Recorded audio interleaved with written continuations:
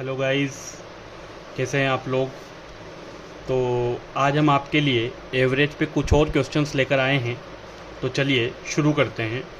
तो जो हमारे पास पहला क्वेश्चन है वो क्या कहता है, a grocer has a sale of rupees this and this for 5 consecutive months. एक ग्रोसर जो है उसकी जो सेल है 5 कंजिक्यूटिव मंथ्स के लिए वो है 6435, 6927, 6855, 7230 and 6562 all in rupees.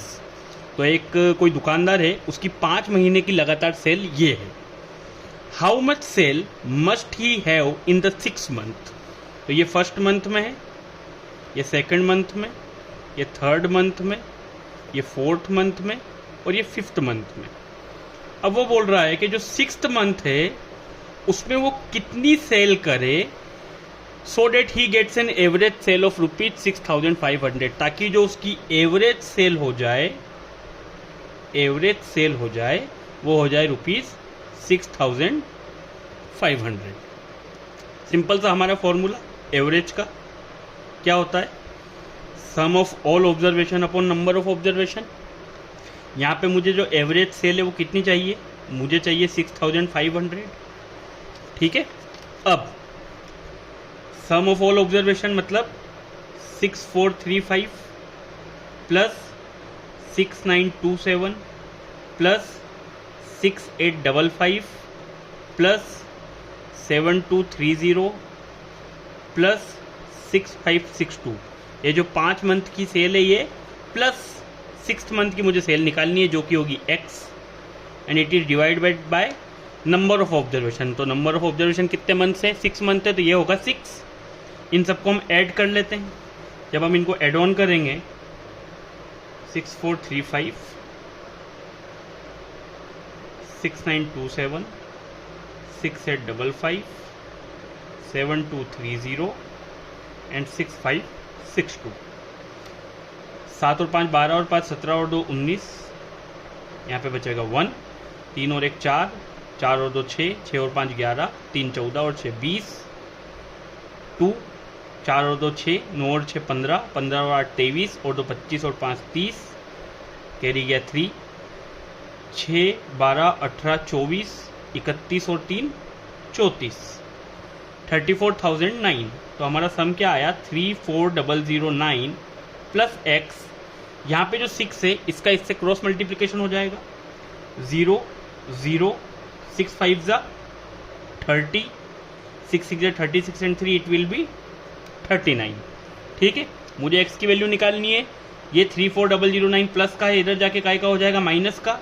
It means जो x की वैल्यू आएगी वो कितनी आएगी, 39,000 minus 34,009 which is equal to, अगर आप 39,000 में से 34,009 को माइनस कर लें, 10 में से 9 गया तो 1 बचा, यहाँ पे 9, यहाँ पे 9, 8 में से 4 गया तो 4, 4991। तो हमें जो 6th मंथ में सेल चाहिए जिससे कि हमारा एवरेज सेल जो है 6,500 आ जाए, वो होगी 4991, जो कि है हमारा ऑप्शन नंबर ए। तो इस सवाल का जो करेक्ट आंसर होगा वो होगा ऑप्शन नंबर ए।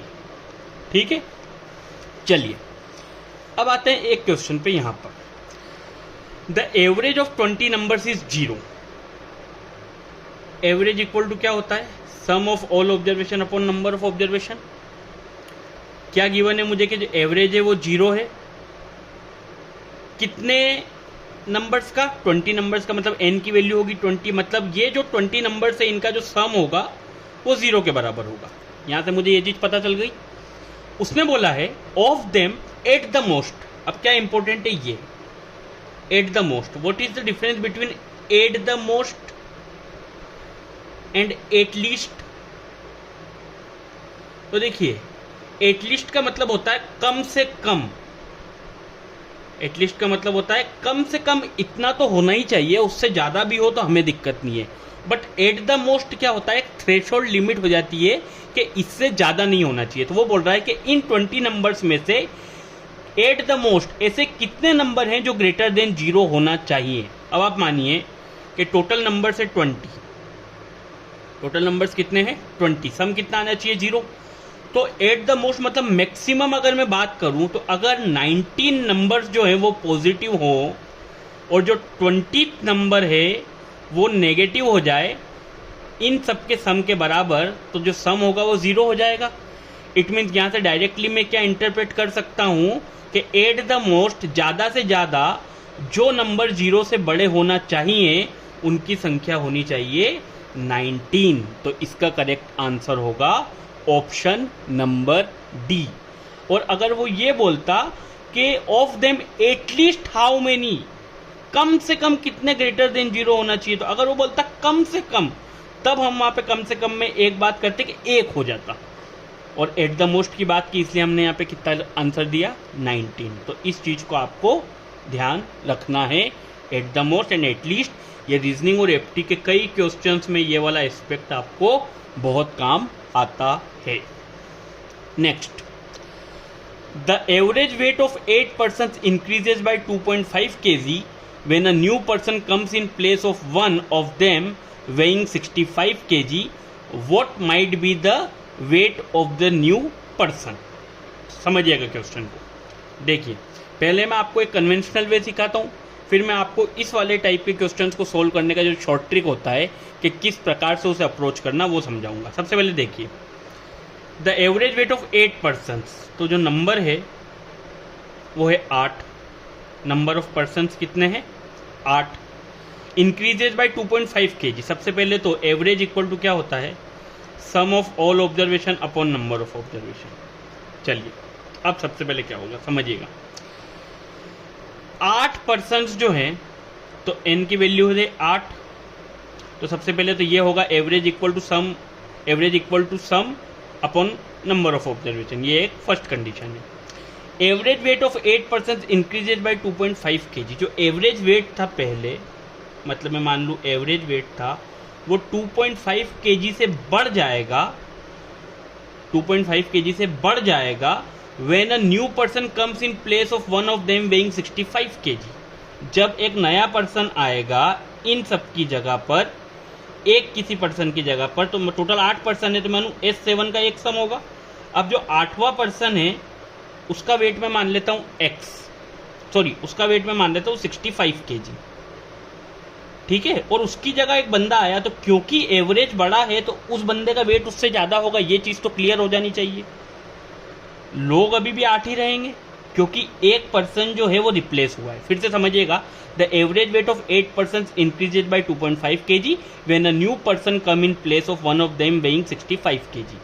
सबसे पहले जो एवरेज होता है वो होता है sum of all observation upon number of observation. तो मैंने सबसे पहले इस वाली चीज़ को निकाल दिया, ठीक है।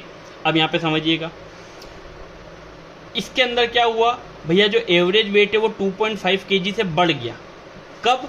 जब एक नया पर्सन आया जो कि वहां पे जो 65 kg वाला बंदा था उसने उसको क्या कर दिया, रिप्लेस कर दिया, ठीक है। इस चीज को ध्यान में लेके समझ आ रहा है सबको। अब यहां पे अगर मैं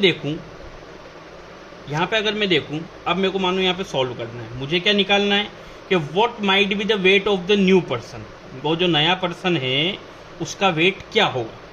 अब आप यहाँ पे समझना, देखो एवरेज की वैल्यू तो ये रही S/n, n कितना होता है वही जो था 8 plus 2.5 is equal to S7 plus 65 plus x/8। मतलब जो पहले सम था वो तो था ही, ठीक है, उसमें कुछ और kg भी बढ़ा। मतलब मैं ये बोल दूं कि जो पहले सम था वो तो वही था S/8, S उसमें और ये सम बढ़ गया। अब आप देखिएगा 8 का अगर मैं इधर मल्टीप्लाई कर दूं तो 8 5 जो 40, 8 2 जो 16 4 20, दिस इज 20 अपॉन 8। और यहाँ पे कितना है S7 प्लस 65 प्लस x/8, ठीक है, समझिएगा ध्यान से।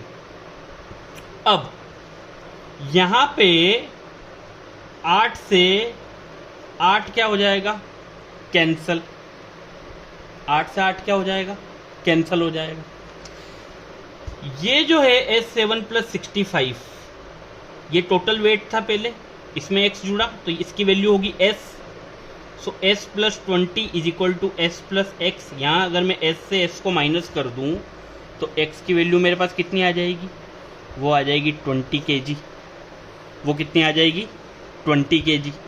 थोड़ा सा टिपिकल अप्रोच है, बट ये कन्वेंशनल अप्रोच है कि आपको अगर एवरेज के क्वेश्चन सॉल्व करने हैं, आपको कुछ नहीं आता तो आपको कैसे सॉल्व करना है। x की वैल्यू आ गई 20 kg। अब उसने क्या पूछा, what might be the weight of the new person, के नए पर्सन का वेट क्या होगा। तो भैया जो बंदा गया था उसका वेट था 65 kg, उसमें एड ऑन होगा 20 kg, तो आंसर मेरा आएगा 85 kg, जो का होगा ऑप्शन नंबर सी। तो ये हो गया आपका एक कन्वेंशनल तरीका। ठीक है, अब आप समझिए शॉर्ट ट्रिक क्या है इसकी। शॉर्ट ट्रिक में आप बिना पेन को यूज किए इस क्वेश्चन को सॉल्व कर सकते। कैसे, टोटल पर्सन कितने थे 8, ठीक। एवरेज वेट 8 पर्सन का कितने कितने किलो से बढ़ा, 2.5 kg से बढ़ा।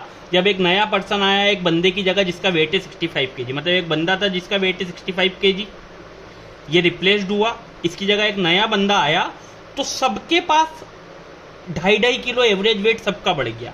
तो देखो जो नया बंदा आया होगा उसका ये वजन तो होगा ही होगा 65 kg, और 8 लोगों का 2.5 किलो जो वजन बढ़ा है, तो 8 इंटू 2.5 कितना होता है 20, तो 65 में 20 ऐड कर लो डायरेक्टली, वो हो जाएगा आपका 85, और आपका आंसर हो जाएगा option number C.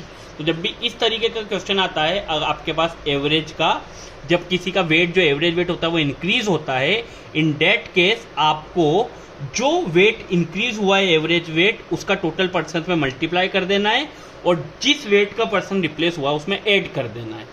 And vice वर्सा, अगर एवरेज वेट डिक्रीज होता है तो आपको इसी प्रोसेस को उल्टा कर देना है।